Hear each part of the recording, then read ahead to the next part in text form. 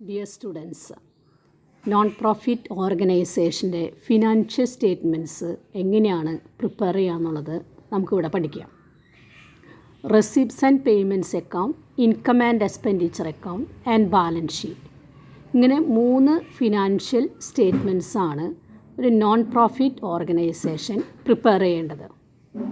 അപ്പോൾ അതിൽ ആദ്യം പ്രിപ്പയർ ചെയ്യേണ്ടത് റെസിപ്റ്റ്സ് ആൻഡ് പേയ്മെൻറ്റ്സ് അക്കൗണ്ടാണ്. അപ്പോൾ അതിൽ റെസിപ്റ്റ്സ് ആൻഡ് പേയ്മെൻറ്റ്സ് അക്കൗണ്ട് എങ്ങനെ പ്രിപ്പയർ ചെയ്യാം എന്നുള്ളത് ഒരു പ്രോബ്ലത്തിലൂടെ നമുക്ക് പഠിക്കാം. അപ്പോൾ റെസിപ്റ്റ്സ് ആൻഡ് പേയ്മെൻറ്റ്സ് അക്കൗണ്ടിൻ്റെ മീനിങ്, അതിൻ്റെ ഫീച്ചേഴ്സ്, അതിൻ്റെ സ്റ്റെപ്സ്, ഇതൊക്കെ നമ്മൾ തിയററ്റിക്കലായിട്ട് പഠിച്ചു കഴിഞ്ഞു. ഇനി എങ്ങനെ പ്രോബ്ലത്തിലൂടെ അതെങ്ങനെ പ്രിപ്പയർ ചെയ്യാം എന്നുള്ളത് നമുക്കിവിടെ പഠിക്കാം.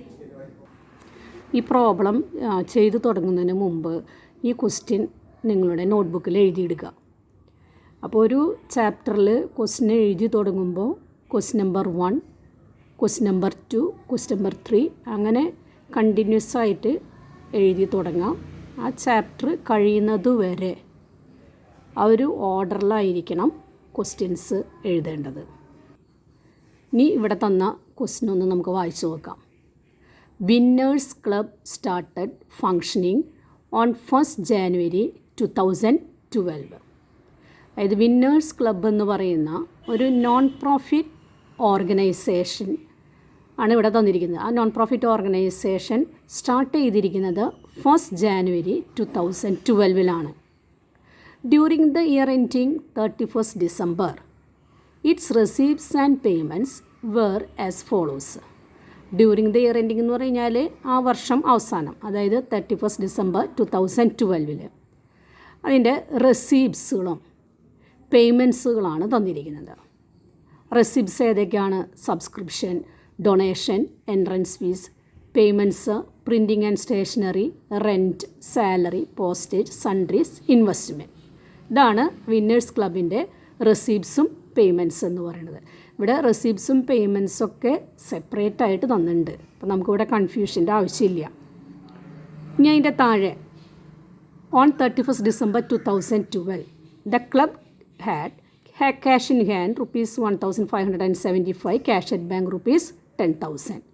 അപ്പോൾ 31st December 2012 ക്യാഷ് ഇൻ ഹാൻഡും ക്യാഷ് അറ്റ് ബാങ്കാണ് തന്നിരിക്കുന്നത്. അപ്പോൾ 31st December 2012 ആകുമ്പോൾ അതെന്തായിരിക്കും? ക്ലോസിംഗ് ബാലൻസ് ആയിരിക്കും. ക്യാഷ് ഇൻ ഹാൻഡിൻ്റെയും ക്യാഷ് അറ്റ് ബാങ്കിൻ്റെയും ക്ലോസിംഗ് ബാലൻസാണ് നമുക്കിവിടെ തന്നിരിക്കുന്നത്. അപ്പോൾ ക്വസ്റ്റ്യൻ എല്ലാവർക്കും ക്ലിയറായി കാണുമെന്ന് വിചാരിക്കുകയാണ്. അപ്പോൾ ഇനി അതിൻ്റെ സൊല്യൂഷൻ എങ്ങനെയാണെന്നുള്ളത് നോക്കാം. അപ്പോൾ നിങ്ങൾ ക്വസ്റ്റ്യനെ ആദ്യം എഴുതാം, അതിൻ്റെ താഴെ ഞാൻ പറയുന്ന ആ സ്റ്റെപ്പ് വൈസിൽ തന്നെ സൊല്യൂഷൻ എഴുതാം. അപ്പോൾ ഒരു പ്രോബ്ലം വർക്കൗട്ട് ചെയ്യുന്നതിന് മുമ്പ് നമ്മൾ ആദ്യം മനസ്സിലാക്കേണ്ടത് ഈ ഓർഗനൈസേഷൻ്റെ കറൻറ്റ് ഇയർ ഏതാണെന്നുള്ളതാണ്. കറൻറ്റ് ഇയർ എന്താണെന്നുള്ളത് ഞാൻ മുൻപത്തെ ക്ലാസ്സുകളിൽ പറഞ്ഞിട്ടുണ്ടായിരുന്നു. കറൻറ്റ് ഇയർ എന്ന് പറഞ്ഞാൽ ഏത് വർഷത്തെ ഫിനാൻഷ്യൽ സ്റ്റേറ്റ്മെൻറ്റാണ് പ്രിപ്പയർ ചെയ്യാൻ പറഞ്ഞിരിക്കുന്നത്, ആ ഇയറിനെയാണ് കറൻറ്റ് ഇയർ എന്ന് പറയുന്നത്. ഇപ്പോൾ ഇവിടെ പ്രിപ്പയർ ചെയ്യാൻ പറഞ്ഞിരിക്കുന്നത് ഏത് വർഷം? ഈ ക്ലബ്ബ് സ്റ്റാർട്ട് ചെയ്ത അതേ വർഷം തന്നെയാണ് receipts and payments account prepare ചെയ്യാൻ പറഞ്ഞിരിക്കുന്നത്. അപ്പോൾ ഇതിൻ്റെ കറൻറ്റ് ഇയർ ഏതാണ്? 1st January 2012 to 31st December 2012. അപ്പോൾ നമ്മൾ receipts and payments account prepare ചെയ്യുമ്പോൾ എന്തെന്ന് ഹെഡിങ് കൊടുക്കുക? Receipts and payments account for the year ending 31st December 2012. അപ്പോൾ ഇവിടെ നമ്മൾ റെസിപ്റ്റ്സ് ആൻഡ് പേയ്മെൻറ്റ്സ് അക്കൗണ്ടിൻ്റെ ഫോർമാറ്റ് വരച്ചു. Receipts and payments account for the year ended 31st December 2012. Receipts and payments അക്കൗണ്ടിന് 2 സൈഡുകളാണ് വരുന്നത്, debit side, credit side. Debit സൈഡിൽ ഏതൊക്കെ വരുന്നത്? റെസിപ്റ്റ്സ്. ക്രെഡിറ്റ് സൈഡിൽ പേയ്മെൻറ്റ്സ്. മുൻ ക്ലാസ്സുകളിൽ receipts and payments account prepare ചെയ്യുന്നതിൻ്റെ സ്റ്റെപ്സുകൾ നമ്മൾ പഠിച്ചിട്ടുണ്ടായിരുന്നു. ഫസ്റ്റ് സ്റ്റെപ്പ് ഏതാണ്? Take the opening balance of cash in hand and cash at bank. പക്ഷേ ഈ പ്രോബ്ലത്തിൻ്റെ ഒരു പ്രത്യേകത എന്താണെന്ന് വെച്ച് കഴിഞ്ഞാൽ ഈ ക്ലബ്ബ് സ്റ്റാർട്ട് ചെയ്തിരിക്കുന്നത് 1st January 2012 അതേ വർഷം തന്നെയാണ് receipts and payments account prepare ചെയ്യാൻ പറഞ്ഞിരിക്കുന്നത്. അപ്പോൾ ഇവിടെ എന്തായിരിക്കും പ്രശ്നം? ഇവിടെ opening balance of cash in hand ഉണ്ടായിരിക്കില്ല. സെക്കൻഡ് ഇയർ തൊട്ടേ ഓപ്പണിംഗ് ബാലൻസ് ഉണ്ടായിരിക്കണം. അപ്പോൾ ഫസ്റ്റ് ഇയറിൽ receipts and payments account prepare ചെയ്യുമ്പോൾ opening balance of cash in hand and opening balance of cash in bank അത് എഴുതേണ്ട കാര്യമില്ല. സെക്കൻഡ് സ്റ്റെപ്പ് ഏതാണ്? Take the all receipts on debit side. അപ്പോൾ ഇവിടുത്തെ റെസിപ്റ്റ്സുകൾ ഏതൊക്കെയാണ്? ഇവിടെ റെസിപ്റ്റ്സ് ഏതാണ്, പേയ്മെൻറ്റ് ഏതാണെന്ന് ഐഡൻറ്റിഫൈ ചെയ്യാൻ ഒരു ബുദ്ധിമുട്ടില്ല. കാരണം എല്ലാ റെസിപ്റ്റ്സുകളും ഒരു കോളത്തിൽ, എല്ലാ പേയ്മെൻറ്റ്സുകളും വേറൊരു കോളത്തിൽ, അങ്ങനെ സെപ്പറേറ്റ് ആയിട്ട് തന്നിട്ടുണ്ട്. അപ്പോൾ അതുകൊണ്ട് ഏതാണ് റെസിപ്റ്റ്, ഏതാണ് പേയ്മെൻറ്റ്, ഇതൊന്നും ഐഡൻറ്റിഫൈ ചെയ്യേണ്ട കാര്യമില്ല. നമുക്ക് വളരെ ഈസി ആയിട്ട് തന്നെ ഇവിടെ പ്രിപ്പയർ ചെയ്യാം. ഏതൊക്കെയാണ് ഇവിടുത്തെ റെസിപ്റ്റ്സുകൾ എന്ന് പറയുന്നത്? Subscription, donation, entrance fees. അപ്പോൾ നമുക്കിത് എവിടെ എഴുതാം? റെസിപ്റ്റ്സ് ആൻഡ് പേയ്മെൻറ്റ്സ് അക്കൗണ്ടിൽ ഡെബിറ്റ് സൈഡിൽ, അതായത് റെസിപ്റ്റ്സ് കോളത്തിൽ ഇത് എൻ്റർ ചെയ്യാം. അപ്പോൾ എല്ലാ റെസിപ്റ്റ്സുകളും ഡെബിറ്റ് സൈഡിൽ എൻ്റർ ചെയ്ത് കഴിഞ്ഞു. സബ്സ്ക്രിപ്ഷൻ, ഡൊണേഷൻ, എൻട്രൻസ് ഫീസ് ഇതെല്ലാം എഴുതി കഴിഞ്ഞു. അടുത്തത് ഏതാണ്? Payments. Printing and stationery, rent, salary, postage, sundries, investment എല്ലാ പേയ്മെൻറ്റ്സുകളും പേയ്മെൻറ്റ് കോളത്തിൽ എൻ്റർ ചെയ്യാം. അപ്പോൾ ഇവിടെ എല്ലാ പേയ്മെൻറ്റ്സുകളും ക്രെഡിറ്റ് സൈഡിൽ, അതായത് പേയ്മെൻറ്റ് കോളത്തിൽ എൻ്റർ ചെയ്ത് കഴിഞ്ഞു. ഓരോ ഐറ്റം എൻ്റർ ചെയ്ത് കഴിഞ്ഞു.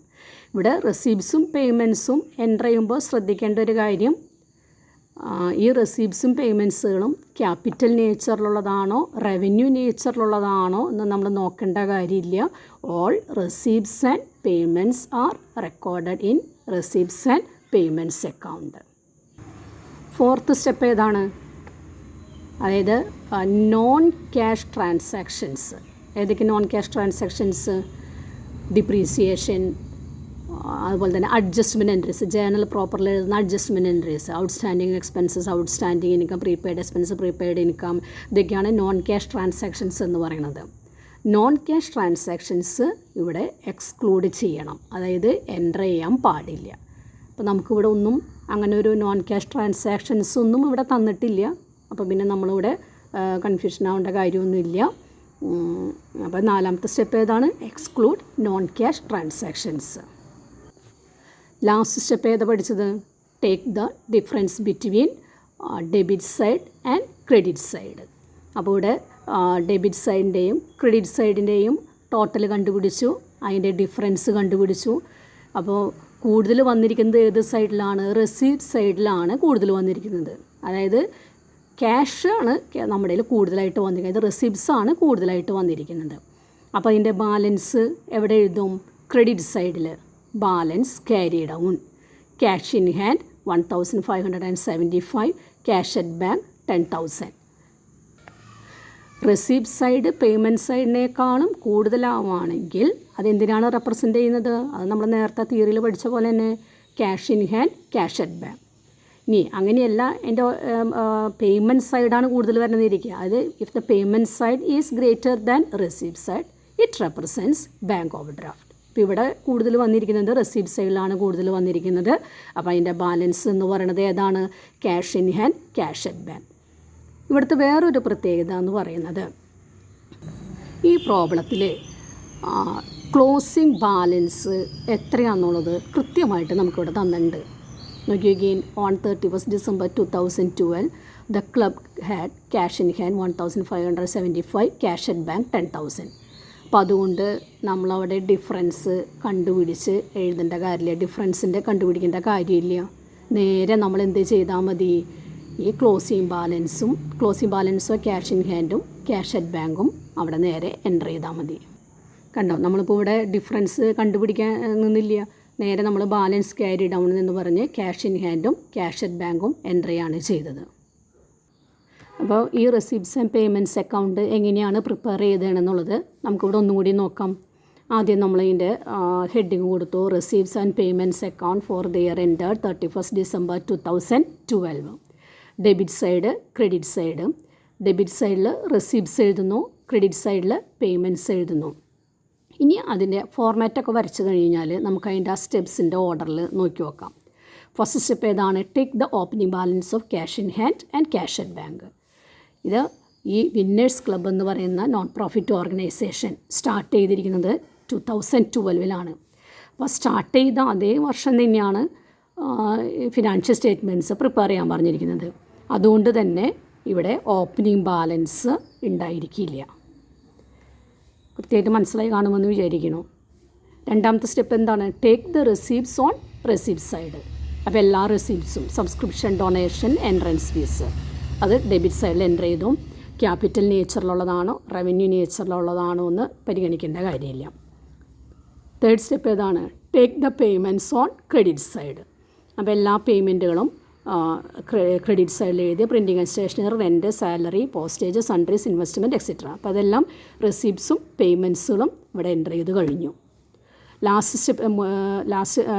ഫോർത്ത് സ്റ്റെപ്പ് ഏതാണ്?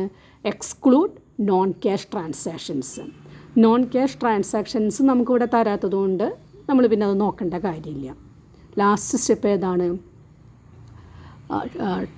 Find the difference between debit side and credit side. If the receipts is greater than payments it represents cash in hand and cash at bank. ഈ ക്വസ്റ്റ്യൻ്റെ പ്രത്യേകത എന്ന് പറയുന്നത് ഇവിടെ ഇങ്ങനെ ഡെബിറ്റ് സൈഡിൻ്റെയും ക്രെഡിറ്റ് സൈഡിൻ്റെയും ഡിഫറൻസ് കണ്ടുപിടിക്കേണ്ട കാര്യമില്ല. കാരണം ക്ലോസിംഗ് ബാലൻസ് നമുക്കിവിടെ തന്നിട്ടുണ്ട്, ക്വസ്റ്റ്യനിൽ ഡയറക്റ്റായിട്ട് തന്നിട്ടുണ്ട്. അപ്പോൾ ഇവിടെ ടോട്ടൽ ചെയ്ത് ഡിഫറൻസ് കണ്ടുപിടിക്കേണ്ട കാര്യമില്ല. തന്നിരിക്കുന്ന ക്ലോസിംഗ് ബാലൻസ് നേരിട്ട് അങ്ങോട്ട് എഴുതി. Balance carried on cash in hand 1575, cash at bank 10,000. അത് എഴുതിയതിന് ശേഷം ടോട്ടൽ എഴുതി.